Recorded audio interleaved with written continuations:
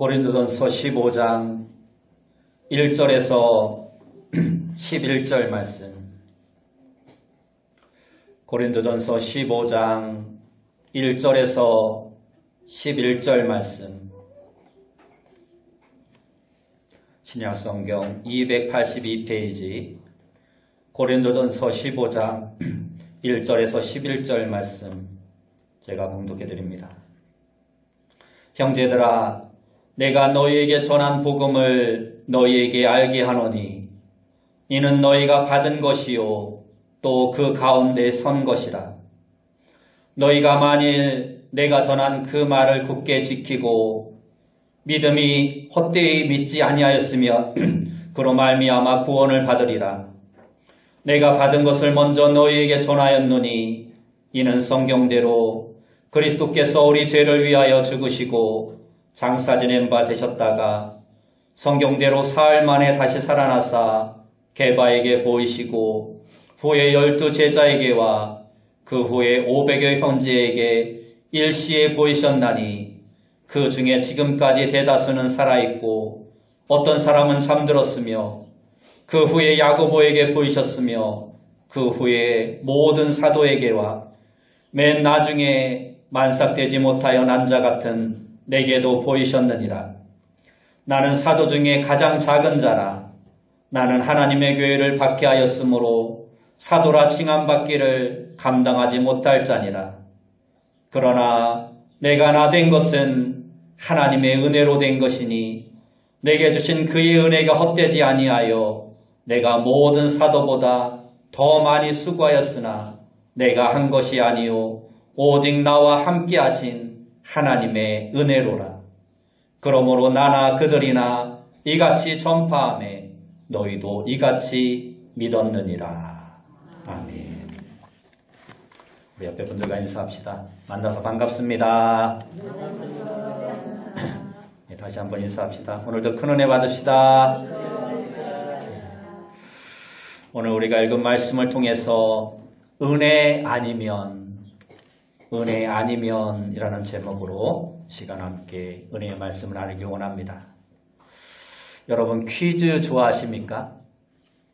얼마 전에 아주 재미있으면서도 다시 한번 깊이 생각해 보게 되는 퀴즈 글을 하나 보게 되었습니다. 제가 한번 읽어보겠습니다. 여러분도 이 문제의 답이 무엇인지 한번 생각해 보시기 바랍니다.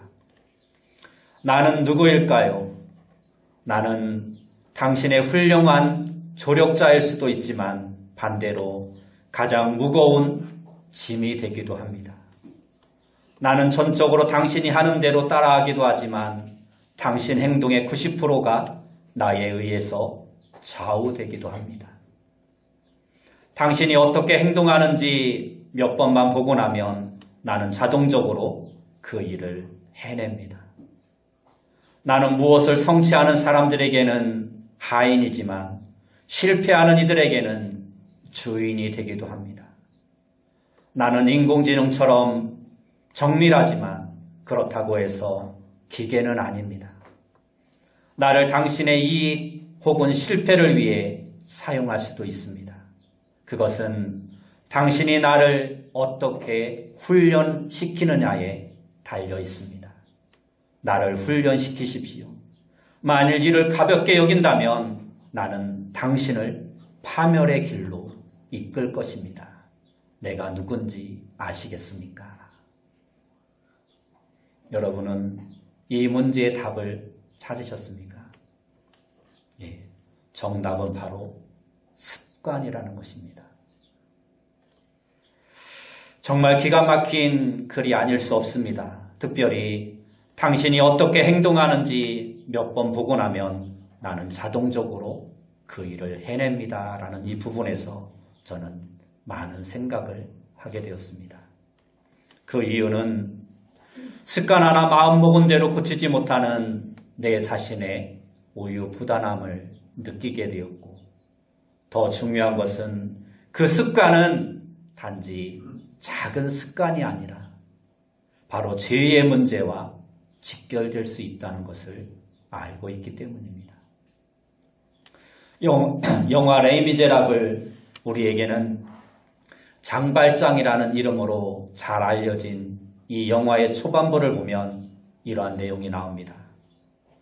19년이라는 긴 감옥 생활을 끝내고 가석방으로 풀려난 장발장이 감옥에서 나왔지만 아무 오갈 데가 없었습니다. 그런데 다행으로 가톨릭 사제의 집에서 극진한 대접을 받고 따뜻하게 하룻밤 잠자리까지 제공을 받게 됩니다. 오갈 데 없는 장발장에게 그것은 너무나도 황송하고 고마운 일이었습니다. 그런데 그는 바로 다음날 아침 일찍 자신에게 그렇게도 극진한 대접을 해준 사제의 집에서 은촛대를 훔쳐서 고맙다는 인사도 하지 못하고 그 집을 도망쳐 나옵니다. 평생 누구에게도 단 한 번 인정받지 못하고 빵 하나 훔친 것으로 억울하게 19년을 감옥에서 보내다가 드디어 자기를 인정해주고 인간답게 대접해주는 그 한 사람을 만났음에도 불구하고 그의 은촛대를 훔치는 파렴치한이 되고 만 것입니다.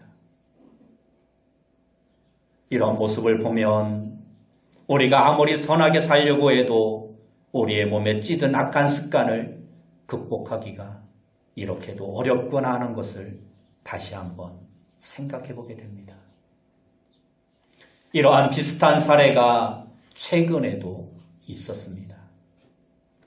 아마 여러분도 조세형이라는 이름을 아실 것입니다. 대도라고 하죠. 조세형이라는 사람이 대도, 다시 말해서 큰 도둑이란 이름이, 별명이 붙었던 이유가 있습니다. 그는 7, 80년대에 당시 권력층의 부잣집만을 골라 털어서 상대적으로 박탈감에 시달리던 서민들에게 일종의 대리만족과 비슷한 것을 주었기 때문에 그를 대도라고 이름하였습니다. 그러한 그가 감옥에 수감된 후에 놀라운 소식이 전해졌습니다. 그것은 그가 감옥에서 회개하고 기독교 신앙을 갖게 되었고 심지어 출소 후에는 목사까지 되었다라는 것입니다. 그래서 수많은 교회를 다니며 간증 집회도 많이 하였습니다. 하지만 그러한 그가 올해 봄에 또다시 81세의 고령의 나이에도 불구하고 대도라는 별명에 걸맞지 않게 더군다나 회심한 그리스도인이자 목사직을 가진 사람이라고는 믿을 수 없게도 사소한 절도를 저지르다 또다시 붙잡혀서 16번째 감옥에 가게 되었다는 것입니다. 별명만 대도일 뿐이지 그는 똑같은 도둑이었고 3살 버릇 여든까지 간다라는 습관의 무서움을 보여주는 한낱 도둑에 불과했던 것입니다. 간증을 다니면서 일본에 가서도 도둑질을 하다가 걸려서 일본 감옥에 갇히기도 했었습니다. 장발장이나 조세영이나 둘 다 도둑이었고 감옥 생활을 오래 한 사람이라는 공통점이 있으니 그들은 우리와 다르다라고 생각할 수도 있습니다. 또한 요즘 뉴스를 보면 온통 나쁜 놈들 전성시대처럼 보입니다. 온갖 비리가 판을 치고 불법과 거짓이 판을 치는 세상 같아 보입니다. 그러한 뉴스를 보면서 우리도 어떻게 인간이 저렇게 뻔뻔할 수 있냐, 저렇게 얼굴 나타나 변하지 않고 거짓말을 할 수 있느냐고 한마디씩 하기도 합니다. 하지만 가만히 살펴보면 우리 속에도 얼마든지 악한 습관이 있다라는 것입니다. 얼마든지 상황과 조건이 되면 우리도 똑같은 자가 된다라는 것입니다. 단지 들키지 않았을 뿐이지 우리도 털면 똑같은 많은 죄가 들통나게 된다는 것입니다. 다시 말해서 사실 우리는 그들과 별반 다르지 않다라는 것입니다. 앞서 습관의 무서움을 이야기한 이유가 있습니다. 그 이유는 습관만큼 우리에게 큰 절망감을 안겨주는 것이 없기 때문입니다. 또한 우리에게 죄는 사실 습관처럼 계속 반복되어집니다. 그것이 죄라는 것을 알면서도 똑같이 죄를 범한다는 것입니다. 이처럼 몸에 밴 습관은 여간에서 극복하기 어렵고 그러한 습관 때문에 우리는 하나님을 반복해서 실망시켜드리고 있으며 면목 없는 인간의 나약함을 매일같이 보여줄 수밖에 없는 것입니다. 그래서 그래, 나는 더 이상 용서받지 못할 거야. 나는 이제 가망성이 없어. 나는 이제 끝이야. 이러한 생각까지 들 정도입니다. 그런데 성경에도 보면 이와 똑같은 감정과 자괴감을 가지고 있었던 성경의 인물이 있습니다. 그는 바로 사도 바울입니다. 오늘 우리가 본 말씀 본문 8절과 9절 말씀을 보면 그는 이렇게 말합니다. 맨 나중에 만삭되지 못하여 난 자 같은 내게도 보이셨느니라. 나는 사도 중에 가장 작은 자라. 나는 하나님의 교회를 박해하였으므로 사도라 칭함받기를 감당하지 못할 자니라 하고 스스로 말합니다. 우리가 알기로 바울은 온전한 사람이었습니다. 아니, 가장 훌륭한 사람이었습니다. 그런데 그러한 그가 왜 이런 고백을 하고 있을까요? 사도 바울은 신약 성경에 여러 서신서를 썼으며 예수님의 복음을 신학적으로 체계를 세워서 이신칭이라는 기독교 진리를 로마서를 통해서 기록해 놓기도 하였습니다. 또한 기독교 최초의 선교사가 되어 당시 세계관으로서는 땅끝이라고 말할 수 있는 서쪽 끝 스페인까지 가서 복음을 전할 정도였습니다. 하지만 그런 그에게도 하나님 앞에 절대로 씻을 수 없는 원죄 같은 부끄러움이 남아 있었습니다. 그것은 그가 회심하기 전에 교회와 그리스도인들을 핍박한 사건입니다. 그가 어떻게 교회를 핍박했는지 사도행전 9장 1절과 2절 말씀에 보면 이렇게 기록합니다. 사울이 주의 제자들에 대하여 여전히 위협과 살기가 등등하여 대제사장에게 가서 다메섹 여러 회당에 가져갈 공문을 청하니 이는 만일 그 도를 따르는 사람을 만나면 남녀를 막론하고 결박하여 예루살렘으로 잡아오려 함이라. 또한 사도행전 7장을 보면 스데반 집사가 순교하는 장면에서 바울은 스데반이 마땅히 처형당해야 한다며 스스로 증인을 자처하기도 합니다. 사도행전 7장 57절에서 8장 1절 말씀을 보면 이렇게 말합니다. 그들이 큰 소리를 지르며 귀를 막고 일제히 그에게 달려들어 성 밖으로 내치며 돌로 칠세 증인들이 옷을 벗어 사울이라 하는 청년의 발 앞에 두니라. 그들이 돌로 스데반을 치니 스데반이 부르짖어 이르되 주 예수여 내 영혼을 받으시옵소서 하고 무릎을 꿇고 크게 불러 이르되 주여 이 죄를 그들에게 돌리지 마옵소서. 이 말을 하고 자니라. 사울은 그가 죽임당함을 마땅히 여기더라. 이렇게 말씀하고 있습니다. 이처럼 바울은 수많은 제자들을 투옥시키거나 즉결 심판으로 죽였고 스데반이라는 훌륭한 기독교 변증가이자 초대교회의 훌륭한 지도자마저 잔인하게 죽이는 그 현장의 증인으로 있었습니다. 비록 주님이 자신을 용서하셨고 다시 사명을 주셔서 복음 전도자가 되었지만 바울에게는 평생 자기 손에 죽은 자의 피가 철철 흐르는 고통이 불쑥불쑥 떠올랐을 것입니다. 그러니 바울은 겸손할 수밖에 없었던 것입니다. 그리고 그 겸손의 마음을 담아 오늘 본문 10절을 보면 자신이 받은 은혜에 대해서 이렇게 고백합니다.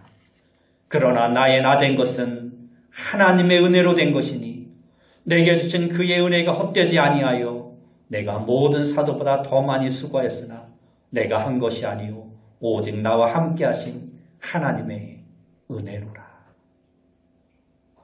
이 한 절 말씀에 은혜라는 말이 3번이나 나옵니다. 이처럼 하나님의 은혜를 깨달은 사람은 2가지 고백이 그의 입술에서 나오게 됩니다. 첫째로 하나님의 은혜를 깨달은 사람은 자신의 약함을 자랑합니다. 이것은 단순히 자신의 약함을 인정하는 정도가 아니라 수많은 사람들 앞에서 적극적으로 공표하는 것을 말하는 것입니다. 고린도후서 12장 9절에서 바울은 자기 입으로 이렇게 말합니다. 나에게 이르시기를 내 은혜가 내게 족하도다. 이는 내 능력이 약한 데서 온전하여짐이라 하신지라. 그러므로 도리어 크게 기뻐함으로 나의 여러 약한 것들에 대하여 자랑하리니 이는 그리스도의 능력이 내게 머물게 하려 함이라.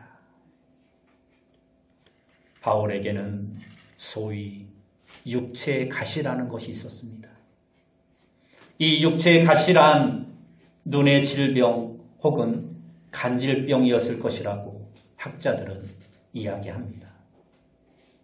이러한 육신의 질병이 있으니 먼 거리를 걷거나 여행을 하면서 복음을 전하는 것이 사도 바울에게는 너무나도 힘들었고 또 복음 전도자가 자신의 병도 치유하지 못하고 고통당하는 것을 보면 복음이 효과적으로 전달되지 않아 하나님의 입장에서 보아도 비효율적인 일이기 때문에 바울은 이 병을 고쳐달라고 3번이나 간절한 마음으로 기도를 하였습니다. 그런데 그것을 거절한 하나님의 응답이 밝은 우리가 본 고린도서 12장 9절의 말씀입니다. 여기서 바울의 반응을 보면 자신의 이러한 기도가 거절당한 것까지도 하나님의 은혜라는 것을 확신하며 그는 기뻐한다고 말씀하고 있습니다. 그리고 자기 힘으로 자신의 여러 약한 것을 자랑한다며 선언을 하고 있는 것입니다.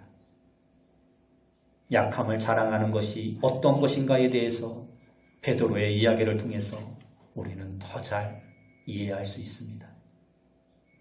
베드로는 예수님의 수제자였고 초대교회 성도들로부터 존경을 받는 최고의 하나님의 종이었습니다. 그런데 성경 곳곳에서는 이러한 베드로의 무지함과 게으름과 다혈질적인 성격으로 인해 일어난 죄악들까지도 상세하게 기록해놓고 있다는 것입니다. 심지어 예수님을 모른다고 3번이나 부인했던 그날 밤의 일과 예수님이 부활하셨다는 소식을 듣고도 믿음이 바닥나서 디베라 바닷가에 가서 고기 잡으러 가버린 불신의 모습까지도 고스란히 성경은 기록해놓고 있습니다. 그런데 바로 이 부분에서 우리가 분명히 알아야 할 것이 있습니다. 성경이 실제로 기록된 시점은 예수님은 이미 부활 승천하셔서 이 땅에 계시지 아니하고 베드로가 초대교회의 수장 노릇을 하고 있을 때였습니다. 다시 말해서 복음서가 기록되어지고 회람용 서신서가 각 교회마다 초대교회 성경이 우리가 보고 있는 수많은 성경이 기록될 그 당시에 베드로는 최고의 거리에서 최고 자리에서 어찌 보면 최고 권력을 가진 사람과 같은 인물이었습니다. 그렇다면 상식적으로 생각할 때 누구든지 자기의 좋은 모습이나 자랑할 만한 이야기를 하지 자신의 치부를 만천하에 드러내는 사람은 거의 없을 것입니다. 이러한 마음은 아마도 베드로 역시 마찬가지였을 것입니다. 그런데 신약 성경의 저자들은 당시 초대교회의 수장과도 같았던 상징과도 같았던 베드로에 대해 전혀 요구가 없이 그의 가오와 적극적인 범죄까지 낱낱이 기록해놓고 있다는 것입니다. 그 이유가 무엇일까요? 그 이유는 바로 이런 것입니다. 아마도 베드로는 자기가 살아있는 날 동안 여러 곳을 두루다니며 최선을 다해서 예수님이 하신 말씀과 그분의 십자가의 사랑을 증거했을 것입니다. 그리고 그 곳곳마다 어김없이 그는 스스로 고백하며 이렇게 이야기했을 것입니다.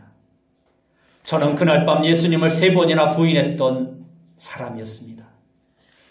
예수님이 사랑의 마음을 담아 말씀하셨을 때 저는 딴 생각을 하느라 아예 그분의 말씀을 이해하려고 하지도 않았습니다. 그런데도 주님은 디베라 바닷가에서 물고기 잡는 저를 다시 찾아오셔서 사랑으로 다 용서하시고 나에게 새로운 사명을 회복시켜 주셨습니다. 그러한 그분 앞에 어떻게 내가 나를 낮추지 않을 수 있겠습니까? 그는 이러한 간증을 하며 가는 곳마다 자신의 부족함과 예수 그리스도의 은혜와 사랑을 증거했을 것입니다. 그래서 성경을 기록하는 사람 역시 그러한 베드로의 약함과 연약한 내용들을 빠짐없이 기록해 놓았던 것입니다. 바울도 그렇고 베드로도 그렇습니다. 하나님의 은혜를 받은 사람은 결코 목에 힘을 주지 않습니다. 자신의 연약함을 인정하고 오히려 그것을 간증하며 증거합니다. 그래서 내가 하는 것이 아니라 모든 것이 주님이 하시는 것이라는 것을 자신의 약함을 통해 하나님의 은혜가 더욱더 이 땅 가운데 나타나고 있음을 증거하는 삶을 살아가게 되는 것입니다. 바울과 베드로뿐만 아니라 구약의 수많은 인물들도 모두 하나님의 은혜로 말미암은 자들입니다. 그 누구도 완벽하고 잘못한 것이 없이 하나님의 율법과 계명을 잘 지켜서 축복을 받은 사람은 한 사람도 없습니다.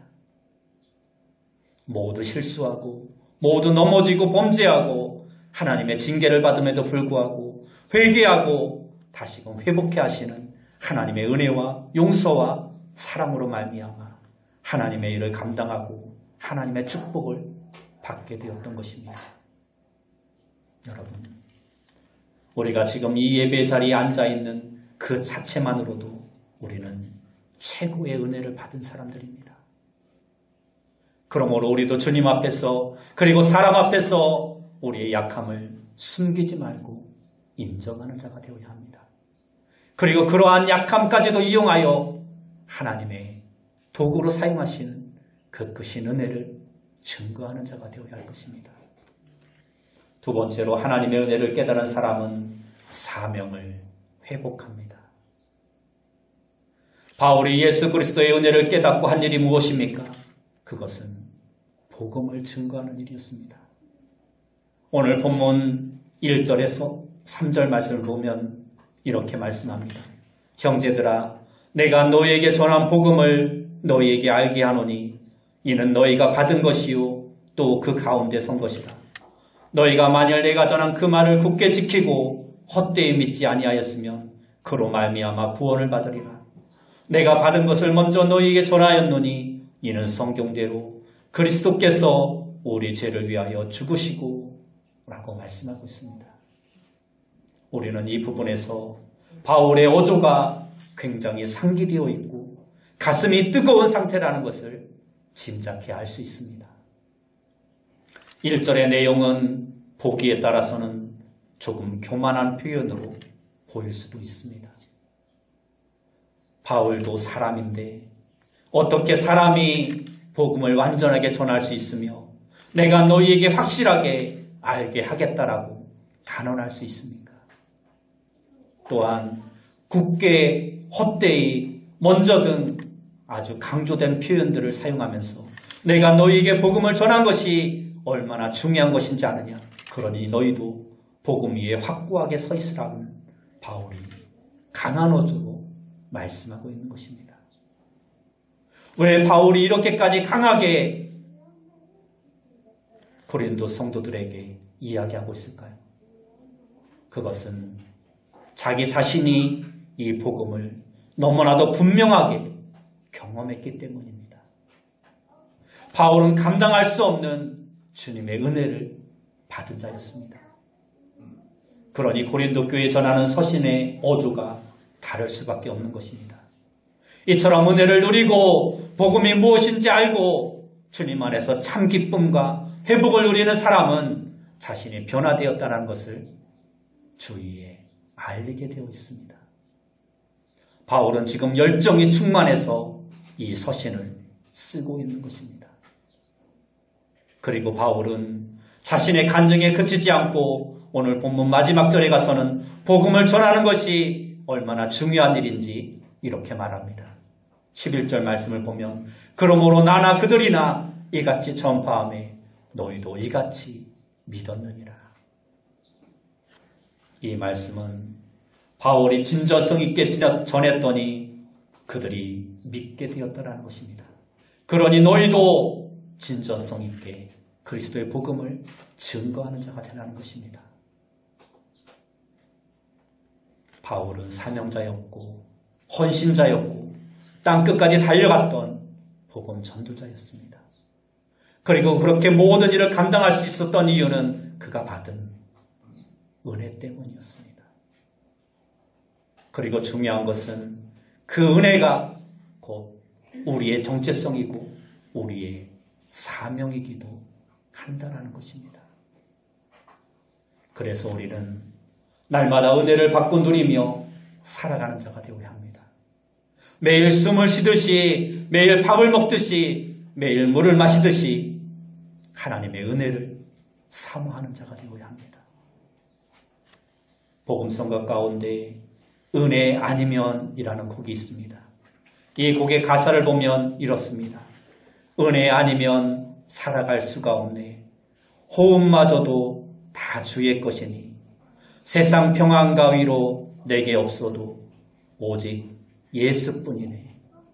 크신 교회 다 볼 수 없고 작은 고난에 지쳐도 주께 묶인 나의 모든 삶 버티고 견디게 하시네. 은혜 아니면 살아갈 수가 없네. 나의 모든 것 다 주께 맡기니 참된 평안과 위로 내게 주신 주 예수, 오직 예수뿐이네. 그렇습니다. 우리는 은혜 아니면 살아갈 수가 없는 존재들입니다. 우리가 살아가는 모든 순간의 호흡마저도 다 주님의 은혜인 것입니다. 비록 세상이 말하는 평안과 위로가 내게 없을지라도 우리에게는 그들이 알지 못하는 은혜가 있습니다. 비록 하나님의 크신 계획을 우리가 다 볼 수 없고 세상의 작은 고난에 넘어지고 지칠지라도 주님께 묶인 나의 모든 삶을 버티고 견디게 하시는 힘이 바로 하나님의 은혜인 것입니다. 히브리서의 저자는 그러한 은혜의 필요성을 히브리서 4장 16절에 이렇게 말씀합니다. 그러므로 우리는 긍휼하심을 받고 때를 따라 돕는 은혜를 얻기 위하여 은혜의 보좌 앞에 담대히 나아갈 것이니라. 은혜의 보좌 앞에 담대히 나아갈 것이니라. 영화를 보려면 영화관에 가야 하고 책을 보려면 서점을 가야 하듯이 은혜를 얻으려면 은혜가 공급되는 곳으로 나아가는 자가 되어야 합니다. 은혜의 보좌가 머무르는 곳, 그곳이 교회일 수도 있고 그곳이 예배의 자리일 수도 있고 그곳이 나의 사명지일 수도 있습니다. 그곳이 어디든 하나님의 눈이 머무르는 그곳에서 날마다 주의 풍성한 은혜를 누리시며 은혜로 살아가는 믿음의 귀한 성도님들이 다 되시길 예수님의 이름으로 축원합니다. 기도합니다.